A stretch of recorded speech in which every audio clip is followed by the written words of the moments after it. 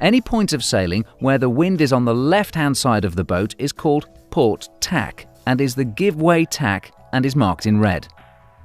Any point of sailing where the wind is on the right-hand side of the boat is called starboard tack, which is the stand-on tack marked in green.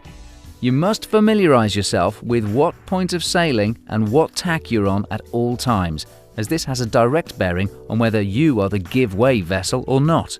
If you're the boat on starboard, you can alert your position to oncoming traffic by shouting loudly, "Starboard!" But you must be prepared to take avoiding action if the boat on port does not respond. Let's take a look at some practical examples. Here, both boats are on close haul point of sailing. The boat in red is on port tack and is the give-way vessel. The green boat is on starboard and is the stand-on vessel. The red boat must avoid the green boat by either steering behind the starboard boat or tacking onto starboard tack to match the green boat and sail alongside it. The same rule applies if you're sailing with the wind behind you. Once again, the boat in red is on port, so should avoid the boat in green, which is sailing on starboard.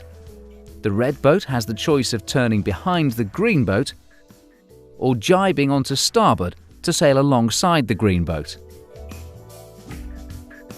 Let's now look at when a close-hauled boat meets a boat sailing away from the wind. The red boat is close-hauled, but sailing on port, so should avoid the green boat that is on a dead run on starboard. As before, the red boat must keep out of the way by either tacking out of the way like this or turning to steer behind the green boat. Let's look at this in reverse.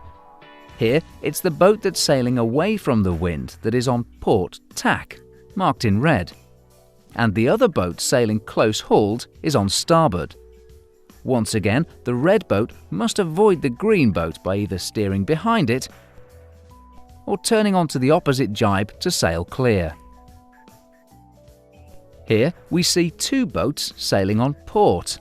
In this situation, it's the boat that has the wind behind it sailing down the screen that's the give-way vessel, so must take avoiding action, and steers behind the close-hauled boat to keep clear. Now, let's look at what happens when overtaking.